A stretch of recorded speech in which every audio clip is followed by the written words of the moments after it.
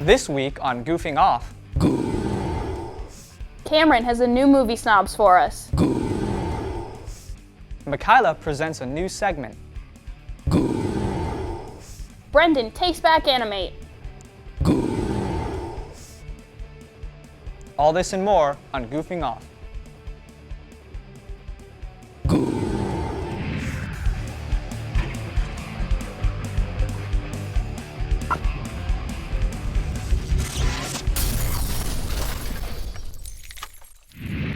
Welcome to Goofing Off. I'm Michaela Wilfred. And I'm Dominic Forsmelli. Are you excited to be hosting again for the second episode? Absolutely. I can't wait to see what awesome things we have for this episode. Well, Brendan took Animate back. We all knew we couldn't keep him away from his anime. Fair enough. First off, Brendan with Animate.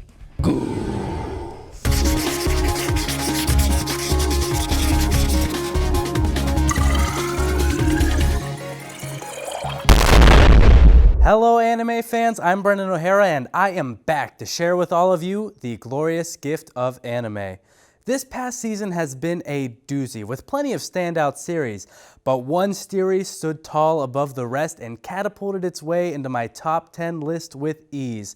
And that series, boys and girls, is named ReZero.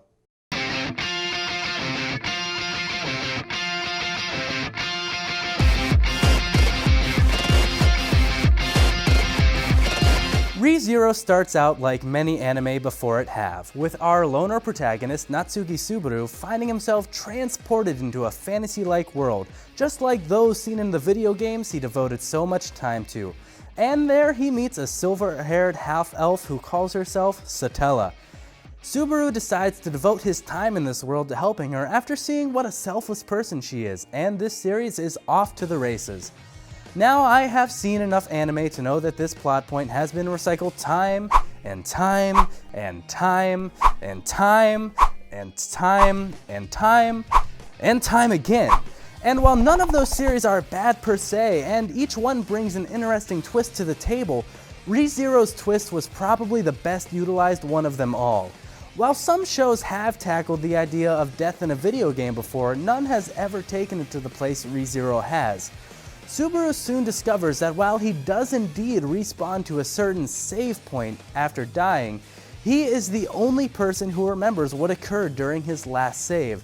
Now, as a gamer, I can completely relate to the frustration of spending hours upon hours of time working to beat a level only to fail at a difficult boss and lose all of your progress.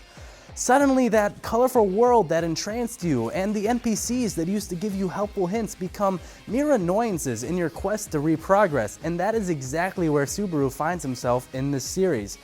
What makes this story mechanic even better is that it is central to the character progression of our protagonist, who we see go through utter agony and suffering, facing terrible defeats and hard-fought victories only to be sent back again to start from zero.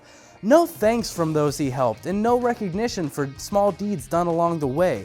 Subaru is left with a choice: fight on and rebuild lost relationships from zero, or take the easy way out and cut corners to victory. It's a very interesting dynamic that takes Subaru to some heart-wrenching lows, even making him a very unlikable character at some points. But no matter what, you still end up feeling for him due to the hardships he comes to face. While Subaru is the face of the story, I would be remiss not to mention the fantastic side characters he meets along the way in his journey to discover the mysteries behind his power to return by death. Each one of the characters feels unique, and most of them end up complementing Subaru's development as a protagonist in some way, shape, or form. Whether it be a pair of tsundere twin maids or a prideful knight, they find a way to make an impact on our character, even if that impact is a very violent one. Production is handled by White Fox, who most recently worked on standout series Akame ga Kill, and I am extremely pleased they did not end up going with an original ending this time around. After 25 episodes of death, suffering, joy, and pain, does this endless cycle of death and rebirth become worth it? Does Subaru end up solving the mystery behind his strange abilities? How did he get them in the first place, and from who? Is there more to this mysterious Satella than meets the eye? And how many times does he strike this funky disco pose? To find out, you'll have to check it out for yourself. That's all I've got for you this time. Be sure to tweet out any thoughts or recommendations you might have to ZTV Goofing Off using the hashtag Animate. Until next time, I'm Brendan O'Hara, and this has been Animate. With Brendan taking Animate back, he let me have my own segment. I'm excited to see what it's all about. Let's check out my new segment, Goof and Chill.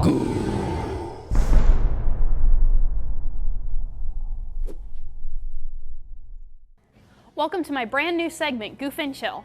I know Netflix can sometimes be intimidating picking what to watch, but that's where I come in. The point of this segment is to give recommendations on TV shows or movies I enjoyed to help find you the perfect thing to watch on those rainy days or lazy Sunday afternoons. Recently, I finished the ABC comedy musical Galavant, which is set in medieval times. By all the stars above, I'll save my one true love.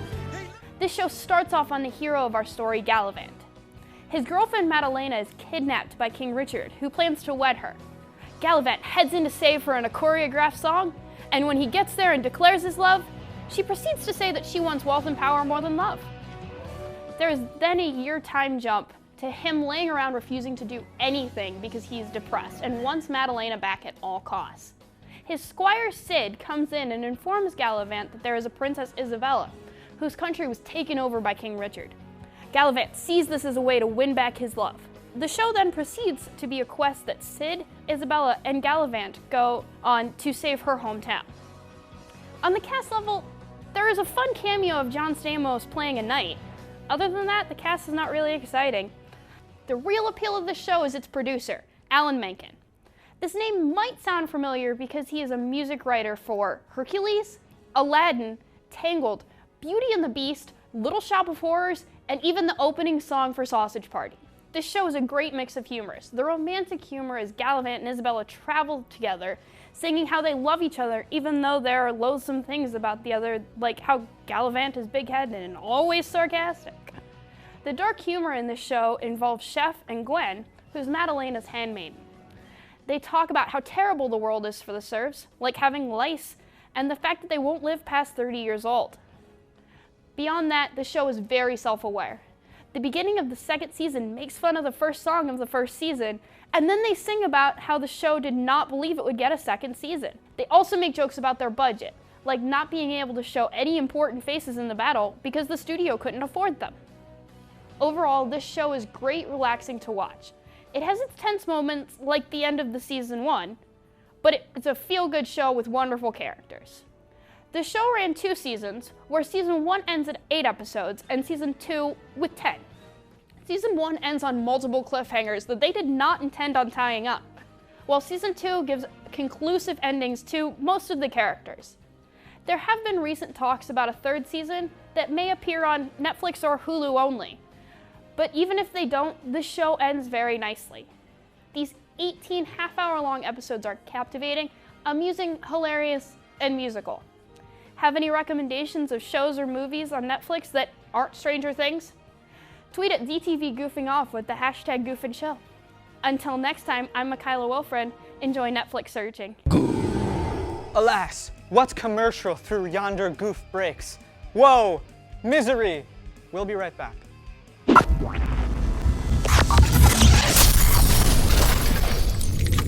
Like what you see here in Goofing Off? Be sure to like us on Facebook, follow us on Twitter, and subscribe to our YouTube page. And also check out our Instagram. Searching every theater, hunting down all the new releases, Cameron discovers the hottest movies out there to review. Up next, Movie Snobs.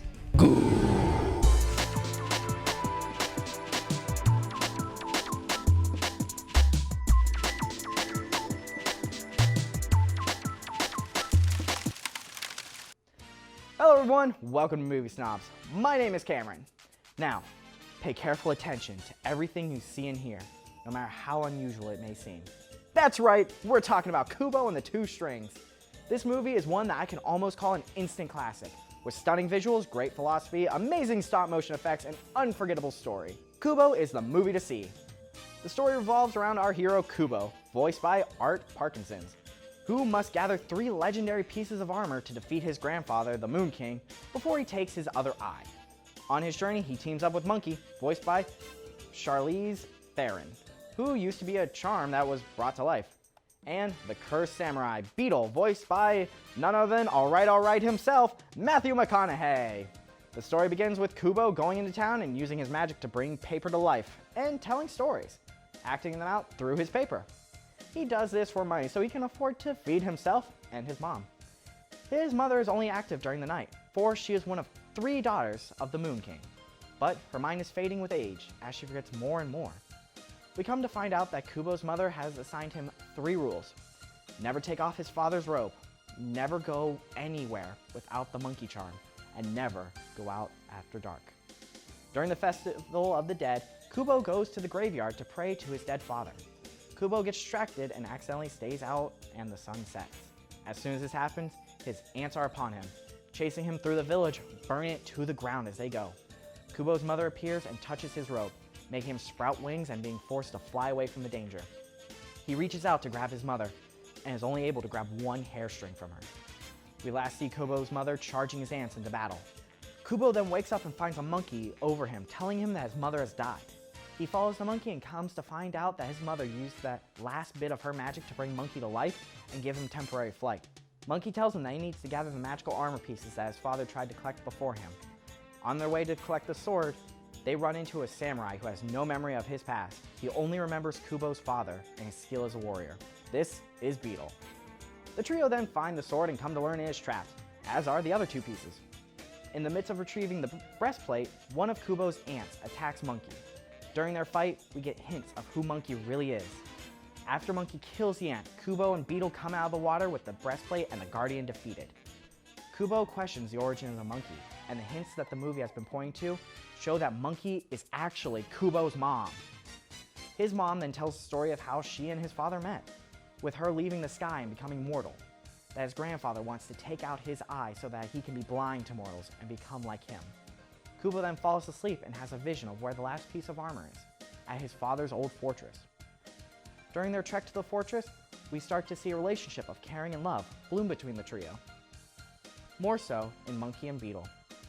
Once they arrive, they find the fortress in ruins, with signs of Kubo's father preparing to retrieve the armor. They soon find out it was all a trap set by the last ant. She reveals that she was the one who cursed Beetle, and that he was actually Kubo's father. She then knocks away Kubo and kills Beetle and Monkey. In his rage, Kubo uses a great amount of magic and kills his aunt. After getting Beetle's bowstring, he then heads home to get the final piece of armor. Once he has it, his grandfather appears and tries to convince him to give him the other eye and join him as an immortal. After Kubo refuses, his grandfather transforms into a giant monster and they fight. Kubo is unable to hold him off and loses the helmet, forcing him to run away. For without all the pieces of the armor, he will not stand a chance against the Moon King. After going to the graveyard, he strings his guitar with his mother's hair, his father's bowstring, and his own hair, causing his magic to be stronger than it's ever been and stronger than his grandfather's. He then engulfs his grandfather in magic. Now, this part of the movie actually even surprised me. Instead of killing him, he turns him mortal with no memory of who he was. Kubo then tells him his new identity, that he was a caring, loving, and kind person. Kubo then lives with him, and that's honestly the end of the movie. I'm gonna be honest here, I thought for sure he was just gonna end his grandfather. But in a surprising lesson, killing and violence is not always the answer. This movie is absolutely one of the best I have ever seen in a long time. The stop motion was so smooth and it honestly added so much to this movie. The relationship that we see appear in Beetle and Monkey, even though they don't know who the other is, reminds everyone that love will find a way and reunite them. And that the bravery that Kubo shows in the end was to show how violence and death won't always solve your problems, that sometimes second chances are really all it takes. Firing an arrow is hardly what I'd call impressive. Literally the first time I've ever done it. So, what do you guys think? Agree or disagree? Tweet me at ZTV with the hashtag MovieSnobs. And I'll see you guys at the theaters. Coming up next is your segment, right? You seem pretty excited about it. Of course I am. It's a game with spaceships, pixels, and smooth music. What's not to like? I guess we'll just have to check it out.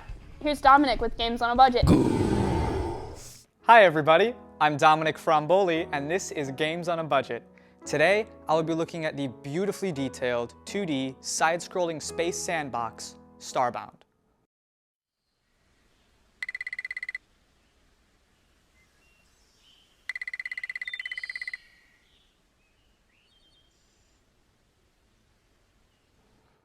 You fled from your home, finding yourself lost in space with a damaged ship. You must beam down to the planet you orbit and gather what resources you can in order to repair your ship and begin to explore the infinite universe. You might decide to go on a heroic journey, or just become an intergalactic landlord. You could create a farm on a strange alien world, or even hire a crew of armed space penguins and plunder every planet you can find. In Starbound, there is no wrong way to play. You are able to choose from one of 7 playable races, which range from less than civilized plant people to self-aware robots whose programming has them permanently stuck in the medieval age. The world is filled with personality. Every race has its own detailed history, architectural style, and inner conflict. You can learn about them by encountering villages among the stars or reading books and journals you find throughout the game. The universe also offers dozens of different planet types, from tropical jungles to treacherous deserts. Every planet then has multiple biomes, both underground and above. If you end up on a grassy plain and find an old mine shaft, it could lead you to an underground cavern of ice, then open up into the ruins of an ancient civilization, which could, in turn, lead to a cave deep underground made entirely of slime. The possibilities are endless. Starbound handles mining, building, and crafting as well as any other game. Its combat is satisfying and is enhanced by the sheer number of weapons available to you. From sniper rifles to battle axes, what you fight with completely changes the feel of the game. There is also drop-in, drop-out co-op, meaning any of your friends can join your game whenever you'd like. Starbound is an amazing game packed with content, and I absolutely suggest giving it a try. It was developed by Chucklefish and is available on Steam for $14.99. Know of any good cheap games, like what I had for you today? Be sure to tweet at ZTV Goofing Off using the hashtag GOAB. Until next time, I'm Dominic for Smildifer, keeping your wallets full with games on a budget.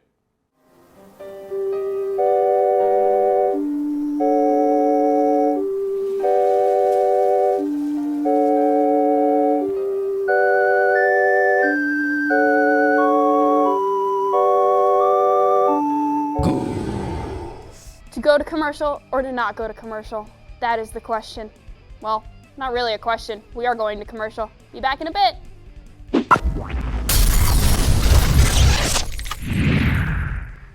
Like what you see here on Goofing Off?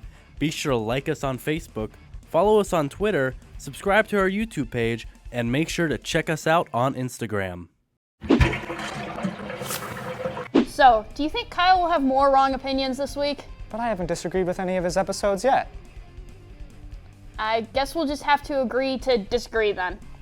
Well, up next is Kyle with Face Off. Hello everyone, I'm Kyle Glockner and welcome to another episode of Face Off.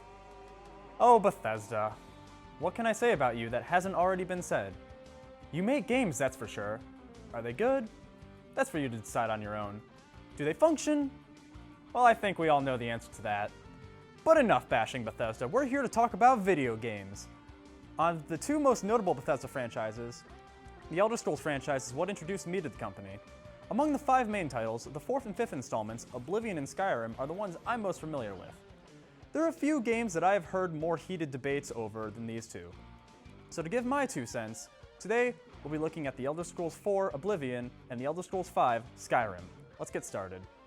We'll start with the earlier entry in the series, Oblivion, released in 2006.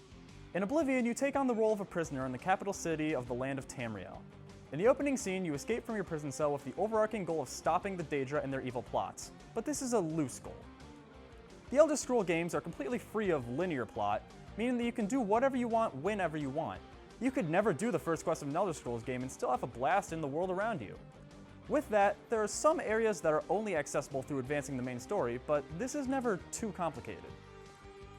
Speaking of Oblivion's main story, Oblivion's is fantastic. The story always feels fresh. You'll hardly find a time when you're playing Oblivion where you think to yourself, this is kinda like Game X, or this is clearly based off of Show Y. Everything feels original and great. The same level of grade A storytelling is carried over to the secondary quests throughout the game, which the Elder Scrolls series are known for.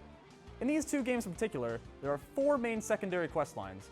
a fighter's guild of some sort, a mage's guild, a thief's guild, and an assassin's guild. Without going into much detail, let me just say that in Oblivion, these questlines feel just as important as the main storyline. Oftentimes, you get so wrapped up in one of these questlines, it's easy to forget that this isn't the main part of the game. Aside from the main and secondary questlines comes side quests. These are little tasks you'll pick up through a variety of methods, like talking to certain NPCs, going into certain areas, picking up certain items, etc. Each quest feels like its own mini-story that unfolds through 2 to 5 simple tasks and can be incredibly rewarding. Sure, there might have been a lot of fetch quests and a lot of kill quests, but each of them had a unique twist that makes them stand out, so that when you play the game again, you enter an area and think, oh, that's where that really cool quest starts, which is fantastic for a game like this. As far as gameplay goes, it can be pretty lackluster, which really takes away from some of the amazing stories. From subpar combat to confusing menus, Oblivion can be a mess for someone picking it up for the first time. The map is another area where Oblivion could have been better.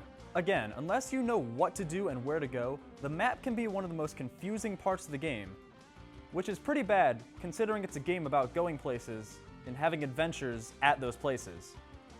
Once you know what you're doing, navigating the land is fine, but until you can figure it out, which can take hours, it's not a fun experience.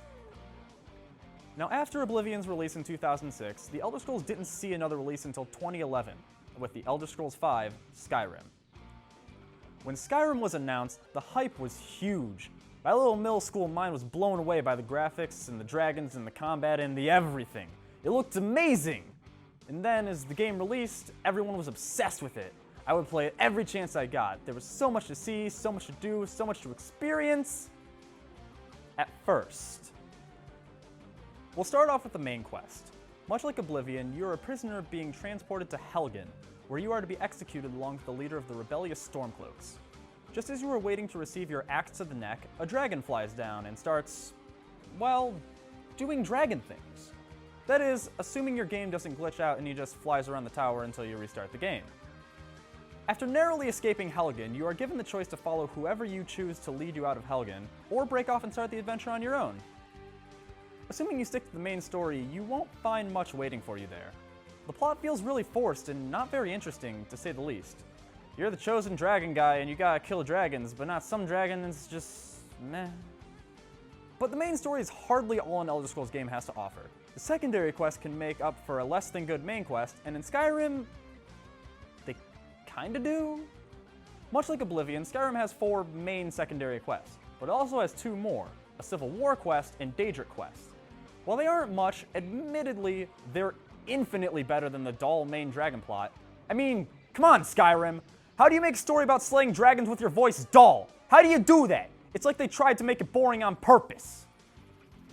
Now, contrary to Oblivion, Skyrim's gameplay is one of its 2 saving graces.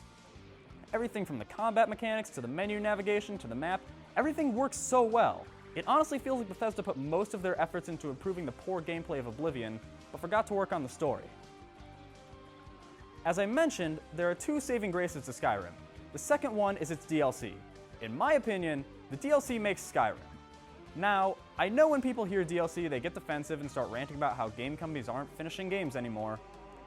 But, and I won't say this too often, Bethesda knew what they were doing for once. The 2 main DLC packs, Dawnguard and Solstheim, have so much packed into them that they each feel completely new games. Plus, the story for these quests is great and kept me entertained the whole time I was playing them. Honestly, if all of Skyrim was like these 2 DLC packs, I wouldn't have any problems with the game. Except for the glitches. In the end, with games like this, it comes down to gameplay, and Skyrim blows Oblivion out of the water. While a good story is nice, poor gameplay will stand out much more than a good plot. My idea for the perfect Elder Scrolls game would be to take the gameplay of Skyrim, combine it with the storytelling of Oblivion, fine-tune it, and you've got one of the best games ever. But until we get that glorious game, the winner is the Elder Scrolls V: Skyrim. So what do you think? Would you rather hunt dragons or Daedra? Be sure to let me know by tweeting me at ZTV Goofing Off using the hashtag FaceOff. Until then, I'm Kyle Glockner, and I'll see you next time on Face Off. I guess that's a wrap for episode 2. Be sure to like us on Facebook, follow us on Twitter and Instagram, and subscribe to our YouTube for extra content. I'm Dominic Frischnoodle. And I'm Michaela Wilfred. Thank you for taking the time to goof off with us. I'm Dominic for Gilka Diggle. This just in, Kyle and Brendan share a tender kiss. Shipping it. Like the Titanic. Coming up is your segment next, right?